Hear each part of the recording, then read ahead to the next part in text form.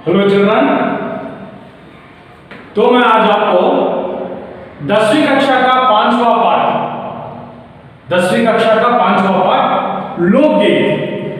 लोकगीत के बारे में मैं आपको बताना चाहता हूं। तो बच्चों, लोकगीत किसे कहते हैं? लोकगीत हम इसे कहते हैं कि लोकगीत का अर्थ होता है कि अंग्रेजी में फोक सॉन्ग्स कहते हैं, अंग्रेजी में फोक सॉन्ग्स, और तेलुगु में जानपद गीतालु कहते हैं। तेलुगु में क्या कहते हैं बच्चों? जानपद गीतालु कहते हैं।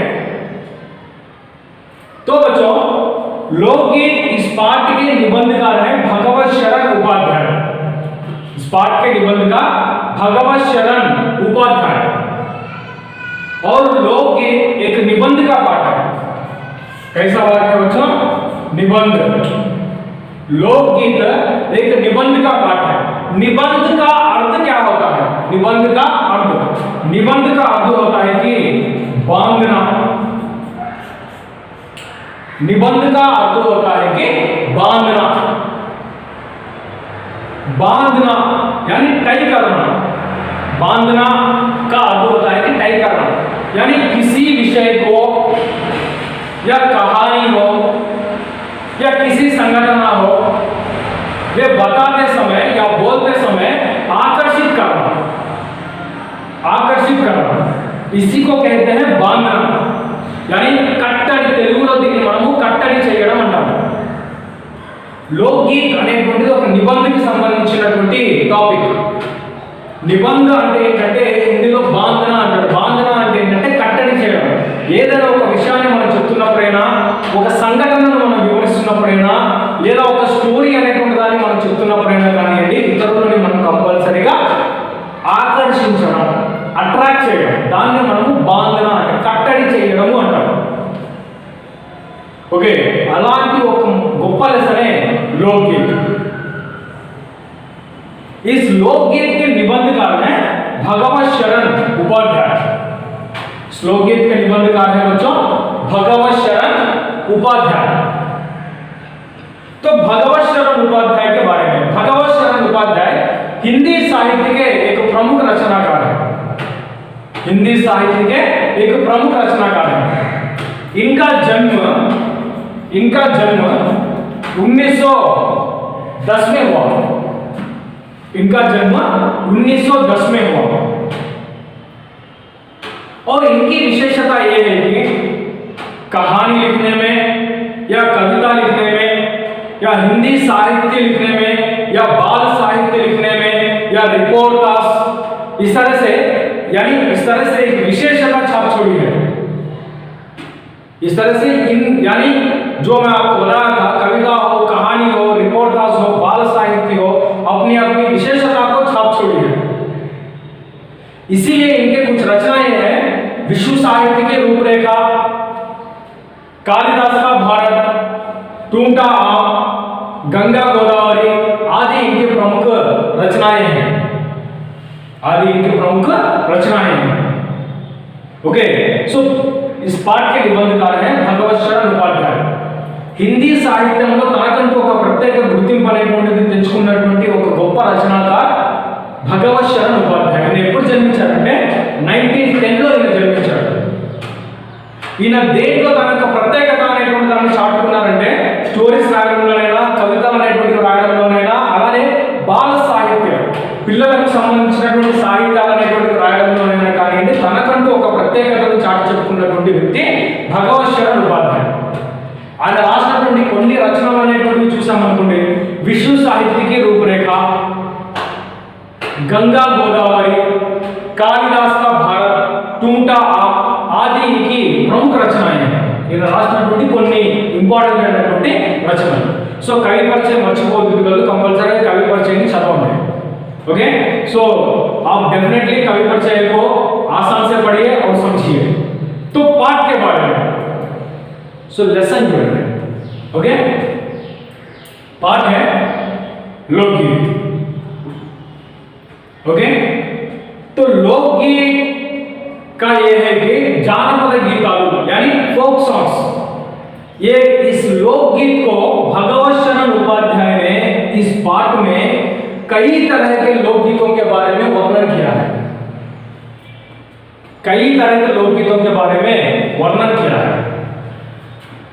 यानी एक देश में जो प्रांत होते हैं या राष्ट्र होते हैं या प्रांत होते हैं या गांव होते हैं, एक एक राष्ट्र में हो या एक एक गांव में हो, लोकगीतों का एक प्रमुख स्थान होता है, लोकगीतों का एक प्रमुख स्थान होता है।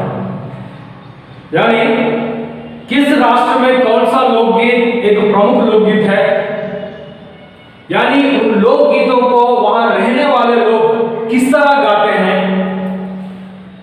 क्यों वहां का लोकगीत बड़ा ही तरह से यानी बड़ी तरह से प्रचलन हुआ है, इस तरह से अनेक विषय भगवत शरण उपाध्याय ने इस लोकगीत पाठ में हमको बताया है।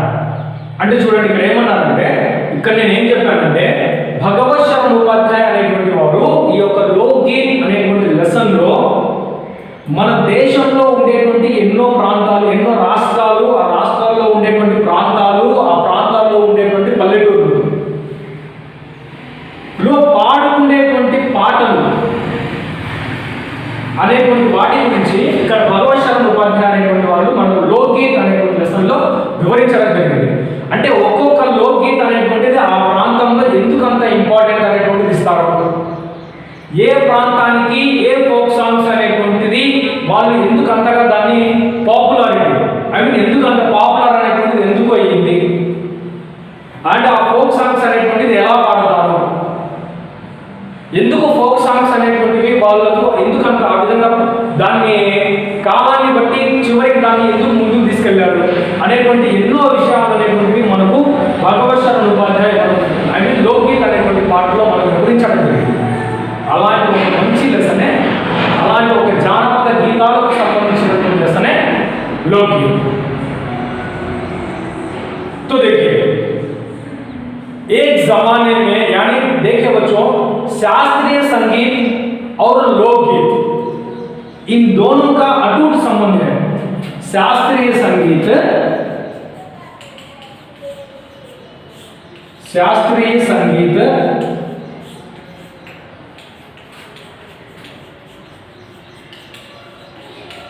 और लोकगीत इन दोनों का अटूट संबंध है। శాస్త్రీయ సంగీతానికైనా లోకగీతకైనా కానీ కొంత దగ్గర సంబంధం అనేటువంటిది ఉంది.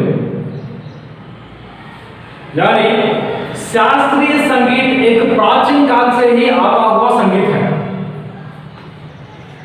शास्त्रीय संगीत एक प्राचीन काल से ही आता हुआ एक महत्वपूर्ण संगीत है और काल बदलते समय लोकगीत का भी प्रचलन होने आ रहा है, लोकगीत का भी प्रचलन हुआ है, लोकगीत का भी प्रचलन हुआ है। यानी इसके लोक साहित्य में हो यानी लोकप्रियता में हो, शास्त्रीय संगीत से भिन्न संगीत है लोकगीत। शास्त्रीय संगीत से भिन्न संगीत है लोकगीत। అంటే ఇక్కడ నేను ఏం చెప్తానంటే, శాస్త్రీయ సంగీతం అనేటువంటిది మనకు ప్రాచీన కాలం నుండి వస్తున్నటువంటి ఒక గొప్ప సంగీతం. ఈ రెండింటికి కొంత దగ్గర సంబంధం అనేటువంటిది ఉంది. కానీ లోకగీత్కి ఉండేటువంటి సంగీతానికి, ఫోక్ మ్యూజిక్కి ఫోక్ మ్యూజిక్కి, జానపద సంగీతానికి, శాస్త్రీయ సంగీతానికి టోటల్లీ డిఫరెంట్. ఓకే, శాస్త్రీయ సంగీతం వేరు, ఫోక్ మ్యూజిక్ జానపద సంగీతం అనేటువంటిది వేరు. ओके, तो इसीलिए बच्चों लोकगीत में लोकगीत अपनी लोच, अपनी ताजगी, अपनी लोकप्रियता में पूरी तरह भिन्न है। शास्त्रीय संगीत के सामने पूरी तरह से भिन्न भिन्न भिन्न शब्द का अर्थ होता है कि अलग अलग सा संगीत है लोक संगीत, लोकगीत. అందుకే పూర్తిగా తనలో ఉండేటువంటి ఆ ఫ్రెష్నెస్ కైనా కానివ్వండి, అలానే ఇష్టపడేటువంటి వాళ్ళైనా కానివ్వండి, ఇష్టపడేటువంటి విధమైన కానివ్వండి, పూర్తిగా భిన్నమైనటువంటి సంగీతం. ఓకే, భిన్నమైనటువంటి సంగీతమే లోకగీత్. అంటే శాస్త్రీయ సంగీతానికి పూర్తి భిన్నమైనటువంటి సంగీతము लोकगीत, जानपद संगीत. इसीलिए बच्चों लोकगीत को किस समय गाते हैं, लोकगीत को यानी देखिए किस संदर्भों में लोकगीत को त्योहार और विशेष अवसरों पर ही लोकगीत को गाया जाता है। यानी विभिन्न संदर्भों में या त्योहारों में, यानी जब किसी भी एक ओकेशंस में लोकगीत को गाया जाता है, लोकगीत को गाया जाता है। लोकगीत के लिए साधना की जरूरत नहीं होती, मगर शास्त्रीय संगीत के लिए साधना की जरूरत होती है। लोकगीत के लिए साधना की जरूरत, लोकगीत के लिए साधना की जरूरत नहीं होती, मगर शास्त्रीय संगीत के लिए साधना की जरूरत होती है। శాస్త్రీయ సంగీతం के लिए సాధన की जरूरत। అందుకే పిల్లలు ఇక్కడ శాస్త్రీయ సంగీతం అనేటువంటిది మనం నేర్చుకుంటున్నాం అనుకోండి, శాస్త్రీయ సంగీతం అనేటువంటిది మనం నేర్చుకుంటున్నాం అంటే దీనికి కంపల్సరిగా ప్రాక్టీస్ అనేటువంటిది అవసరం, సాధన అనేటువంటిది చేయాలి। కానీ ఫోక్ సాంగ్స్ కి అవసరం లేదు, ఫోక్ సాంగ్స్ కి సాధన की जरूरत नहीं होती। ఫోక్ సాంగ్స్ అనేటువంటివి ఏదైనా పండగలప్పుడు లేదంటే వివిధ సందర్భాల్లో వివిధ అకేషన్స్ ఏమైనా జరిగినప్పుడు ఒక ప్రత్యేకంగా ఈ యొక్క ఫోక్ సాంగ్స్ అనేటువంటి వాటిని పాడుకుంటారు। ఎక్కువగా పండగలప్పుడు చూస్తాము, లేకపోతే ఏదైనా వివిధ సందర్భాల్లో మనం ఈ యొక్క ఫోక్ సాంగ్స్ అనేటువంటి వింటున్నట్టుగా చూస్తాం। అలాంటి ఒక సంగీతమే ఫోక్ మ్యూజిక్। ఓకే, సో అలా ఫోక్ సాంగ్స్ కి ప్రత్యేకంగా సాధన అనేటువంటిది అవసరం లేదు। इसको हम सिर्फ झांझ, करताल या बांसुरी या ढोल, झांझ, करताल, बांसुरी, ढोल, ఏదైనా ఒక ఢోల్ అనేటువంటిది ఉన్నా, బాంసురి ఒక ఫ్లూట్ అనేటువంటిది ఉన్నా, కర్తాల్ చప్పట్లు అనేటువంటివి కొడుతూ మనం ఈ యొక్క సాంగ్స్ అనేటువంటివి పాడుకోవచ్చు, ఫోక్ సాంగ్స్ అనేటువంటివి పాడుకోవచ్చు। కానీ मगर शास्त्रीय संगीत के लिए साधना की जरूरत होती है। इस बात को ध्यान में रखें, ఈ విషయాన్ని కంపల్సరీ గుర్తుంచుకోండి। शास्त्रीय संगीत के लिए साधना की जरूरत होती है, लोकगीत के लिए साधना की जरूरत नहीं होती। దీనికి సాధన అనేటువంటి అవసరం లేదు, దీన్ని కంపల్సరీగా ప్రాక్టీస్ అనేటువంటిది చేయాలి। तो काल बदलता हुआ आते समय, ओके, काल बदलता हुआ आते समय यानी लोक साहित्य में सो बदलाव आने लगा, लोक साहित्य में बदलाव आने लगा। ఓకే, సో కాలం అనేటువంటిది మారుతూ వచ్చేసరికి కంపల్సరీగా లోక సాహిత్యం, ఓకే, సో ఈ యొక్క జానపద గీతానికి సంబంధించినటువంటి సాహిత్యంలో కూడా మార్పులు అనేటువంటిది వచ్చాయి। इसीलिए बच्चों लोकगीत गांव के गीत हैं। लोकगीत किनके गीत हैं बच्चों? गांव। लोकगीत गांव के गीत हैं। అందుకే ఇక్కడ మనం గుర్తుంచుకోవాల్సినటువంటి విషయం ఏంటంటే లోకగీత్ అనేటువంటిది గ్రామాలకు సంబంధించినటువంటి పల్లెటూరులకు సంబంధించినటువంటి పాటలు, పల్లెటూరి పాటలే జానపద గీతాలు। కాలం అనేటువంటిది మారుతూ వచ్చేసరికి దీని యొక్క సాహిత్యంలో కూడా లోక సాహిత్యం అనేటువంటి దానిలో కూడా మార్పులు అనేటువంటిది వచ్చాయి। జానపద గీత సాహిత్యంలో కూడా మార్పులు అనేటువంటిది వచ్చేసరికి చివరికి పల్లెటూరి పాటల్లాగా ఎంతో ప్రచారం అనేటువంటిది జరిగింది, ఆ విధంగా మనకు ప్రచారంలోకి వచ్చాయి। तो उनमें से कुछ लोकगीतों के बारे में, అందులో నుంచి కొన్ని ఫోక్ సాంగ్స్ అనేటువంటి వాటి గురించి నేను చెప్తాను చూడండి। ఓకే, సో చూడండి ఇక్కడ, సో మెయిన్ గా ओके, तो ध्यान से सुनिए बच्चों। आदिवासियों का लोकगीत,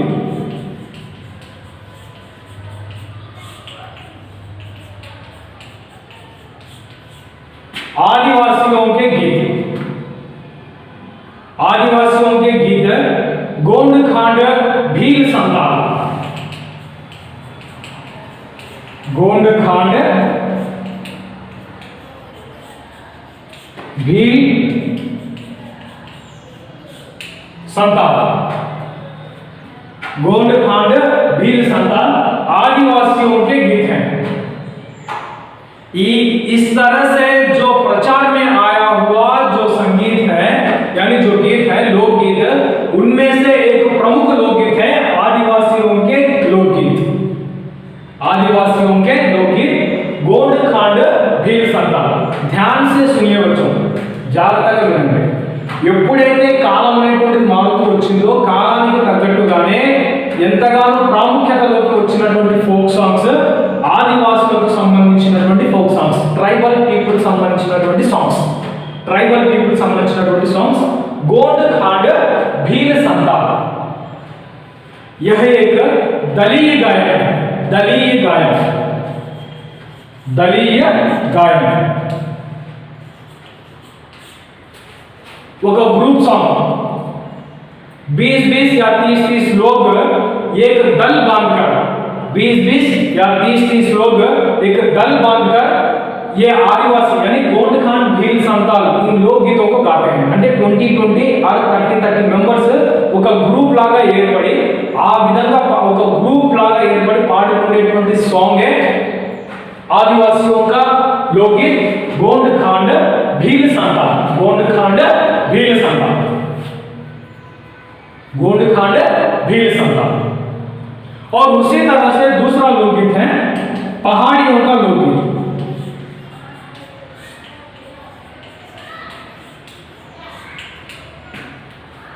पहाड़ियों के गीत गढ़वाल,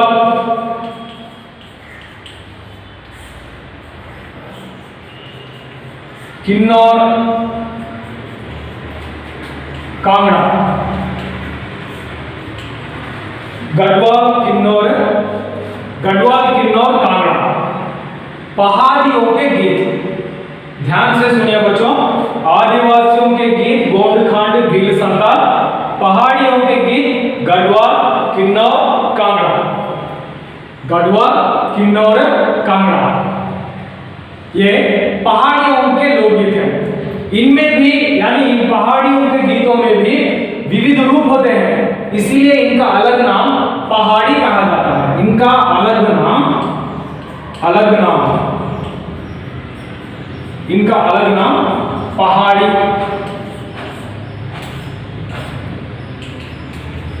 अलग नाम पहाड़ी कहा जाता है। क्या कहा जाता है बच्चों? इनका अलग नाम पहाड़ी कहा जाता है। यानी पहाड़ियों के गीत गढ़वाल किन्नौर कांगड़ा, इसमें गाने की अपनी अपनी विधियां होती हैं। వాళ్ళు పాడుకోవడానికి కొన్ని పద్ధతులు అనేటువంటి ఉంటాయి, అందుకే వారికి ఉండేటువంటి ఇంకొక పేరే पहाड़ी అని చెప్పేసి పిలుస్తారు। तो ये यानी इस वाक्य का आप रेखांकित कीजिए, దీన్ని కంపల్సరీగా అండర్లైన్ చేసుకోండి। ओके, तो वास्तविक लोकगीत गांवों में और देहातों में गाए जाते हैं। నిజానికి ఈ యొక్క ఫోక్ సాంగ్స్ అనేటువంటి ఎక్కడెక్కడ పాడుకుంటారంటే गांव और देहातों में। देहात शब्द का अर्थ देहात शब्द का अर्थ गांव या ग्राम। వాస్తవిక లోకగీత్ నిజమైనటువంటి ఫోక్ సాంగ్స్ అనేటువంటివి ఎక్కడ పాడుకుంటారంటే గ్రామాల్లో పాడుకుంటారు। ओके, वास्तविक लोकगीत गांवों और देहातों में गाए जाते हैं।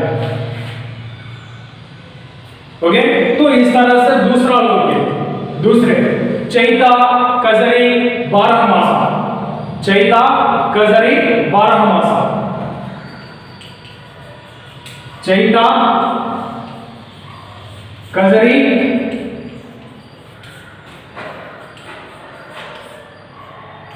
बारहमासा। ये गीत मिर्जापुर, बनारस, उत्तर प्रदेश के पूर्वी, बिहार के पश्चिमी जिलों में गाए जाते हैं। ओके, सो देखिए मिर्जापुर,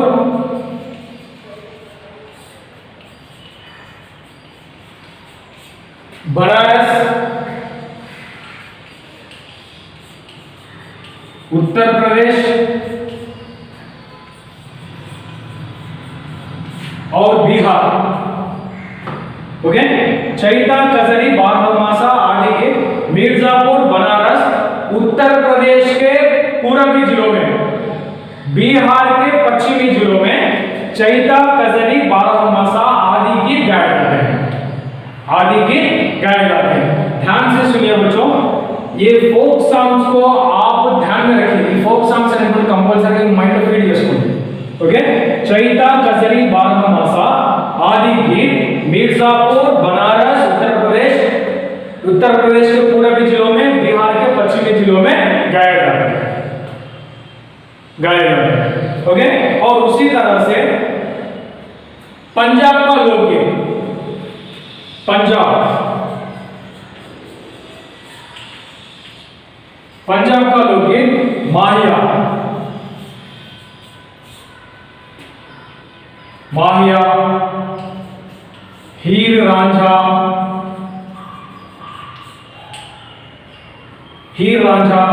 सोहिनी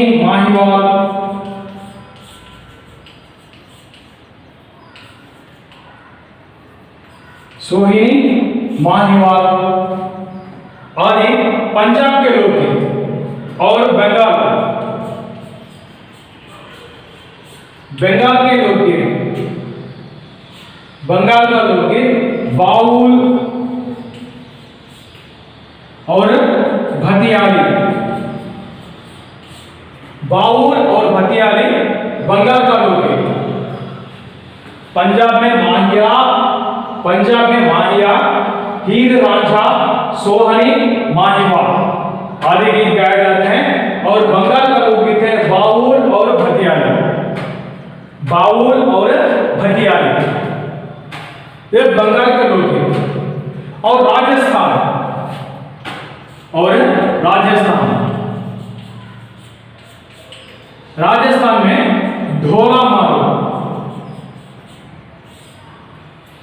राजस्थान में ढोला मारो, आदि गीत गाए जाते हैं। ये पंजाब का लोकगीत माहिया, हीर रांझा, सोहिनी माहिवाल। बंगाल का लोकगीत बाउल और भतियाली। और राजस्थान का लोकगीत ढोला मारो, विशेष रूप से गाए जाते हैं। और उसी तरह से बच्चों लोकगीत के कुछ राग भी हैं। लोकगीत के राग हैं पीलू, सारंग, दुर्गा, सावन, स्वर। लोकगीत के राग సో ఇవన్నీ వచ్చేసి ఫోక్ సాంగ్స్. ఎక్కడెక్కడ అంటే ఏ స్టేట్ లో ఏ ఫోక్ సాంగ్స్ అనేటువంటి పాడుకుంటారు అనేటువంటిది ఇది.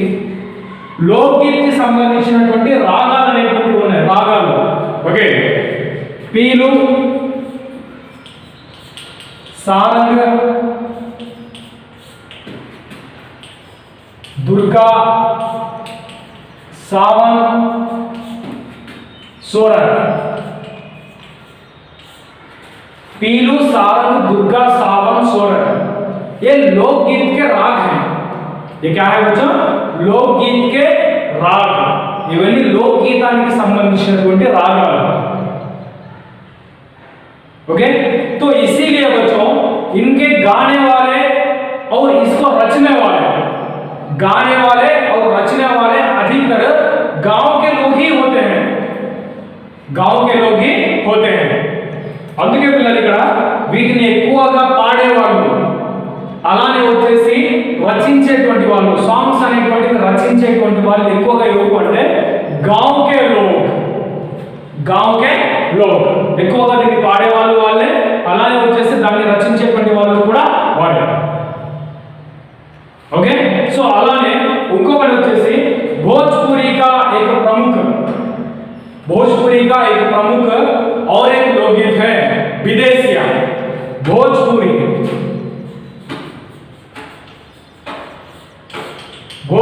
का एक प्रमुख गीत है विदेशिया.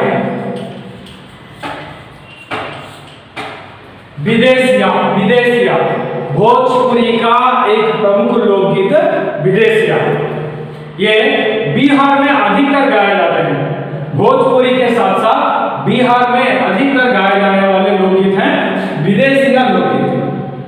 ये विदेशिया यानी भोजपुरी में करीब 30 या 40 साल के पहले 30-40 సంవత్సరాల క్రితం భోజ్పురిలో దాదాపుగా ఒక 30 లేదా 40 సంవత్సరాల క్రితం ఒక ప్రచారంలోకి వచ్చినటువంటి ఫోక్ సాంగ్, ఒక జానపద గీతమే విదేశియా అనేటువంటి ఒక జానపద గీతం.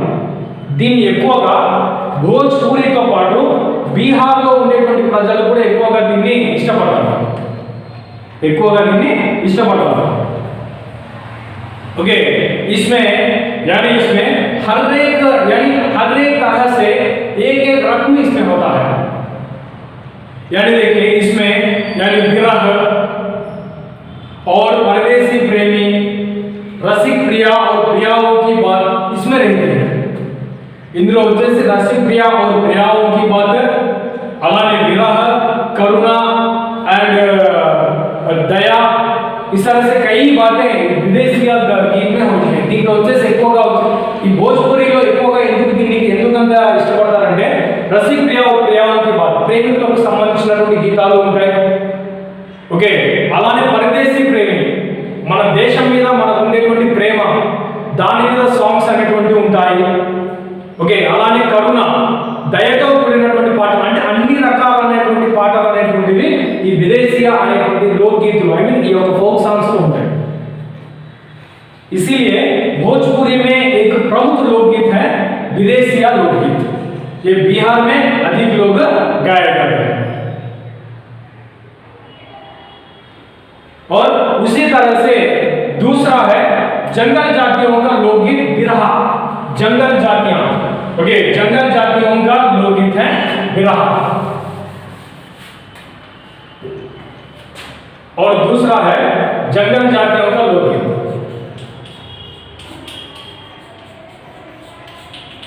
जंगल जाति का गीत है बिरहा।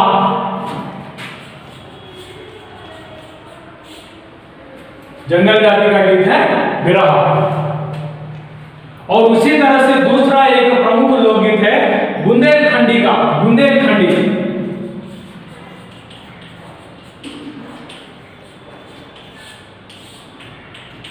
बुंदेलखंडी का लोकगीत है आल्हा के गीत, आल्हा,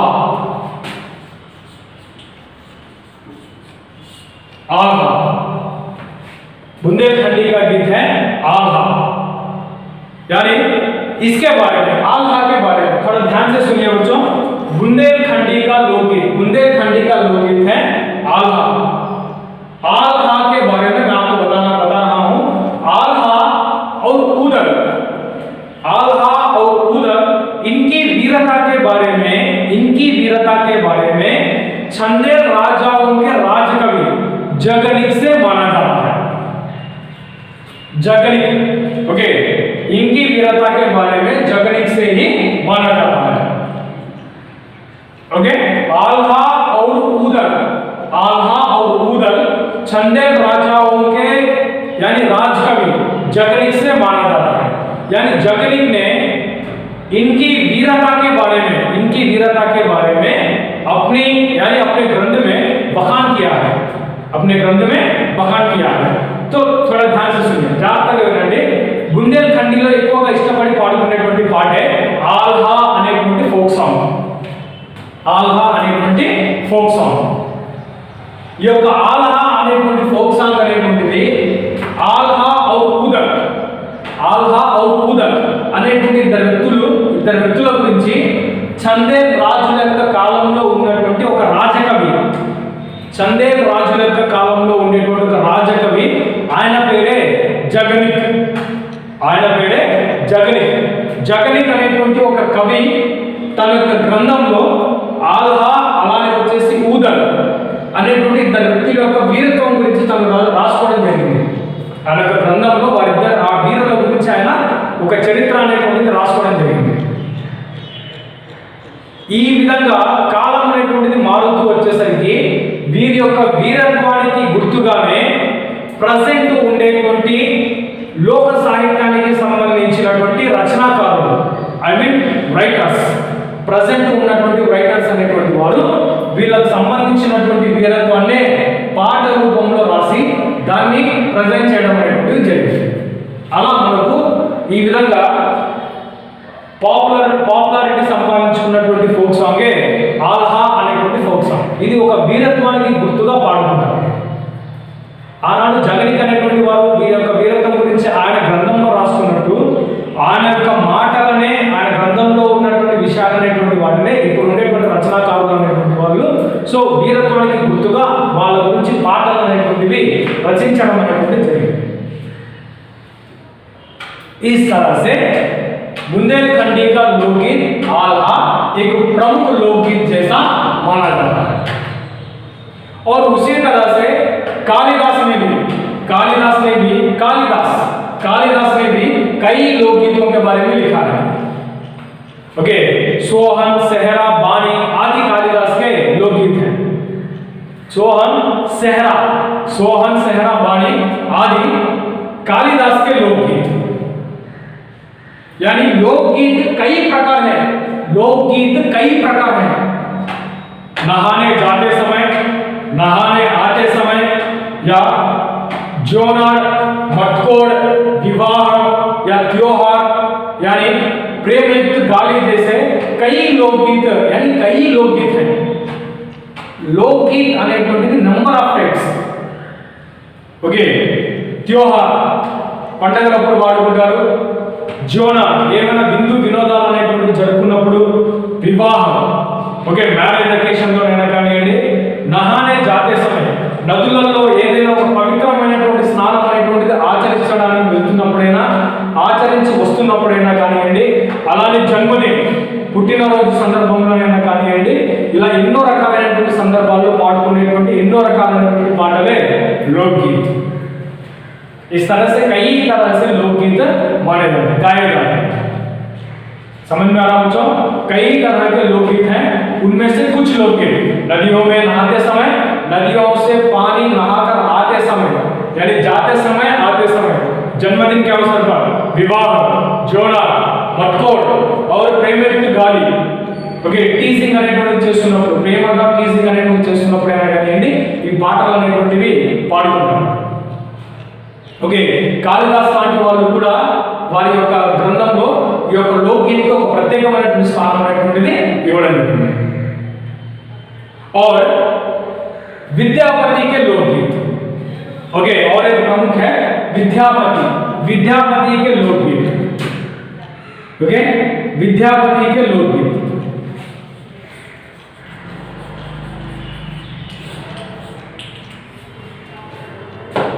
विद्यापति के लोकगीत कश्मीर से लेकर कन्याकुमारी तक, कश्मीर से लेकर कन्याकुमारी तक, कटियावाड़ गुजरात से लेकर आंध्र उड़ीसा तक, कटियावाड़ गुजरात से लेकर, कटियावाड़ गुजरात राजस्थान से लेकर उड़ीसा आंध्र तक गाए जाने वाले गीत हैं विद्यापति के गीत, यानी मैथिल कोकिल। विद्यापति के गीत हैं मैथिल कोकिल।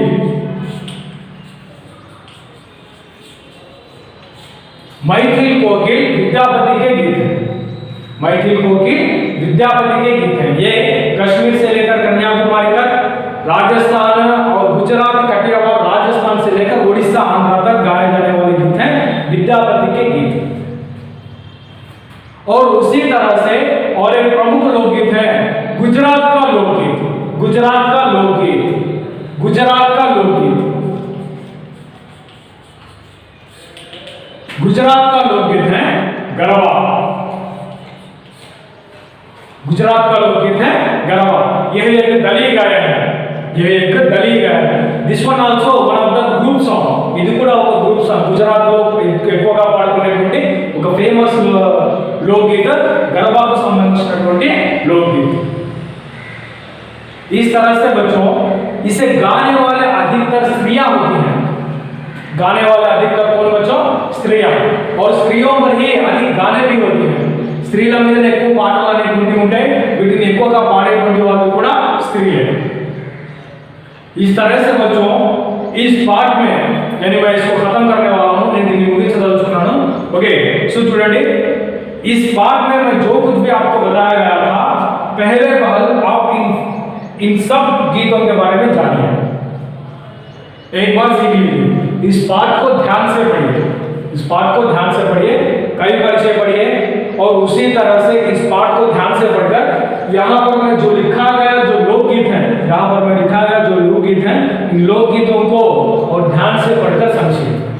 ఇక్కడ ఈ లెసన్ నేను ఏదైతే చెప్పానో అందులో మీరు ఖచ్చితంగా కవి పరిచయం అనేటువంటిది కంప్లీట్ చేసుకోండి. అలానే ఇక్కడ ఉన్నటువంటి ప్రతి పాయింట్ అనేటువంటిది ఎక్కడెక్కడ ఏ ఏ ఫోక్ సాంగ్ ఎవరెవరు పాడుకుంటారు,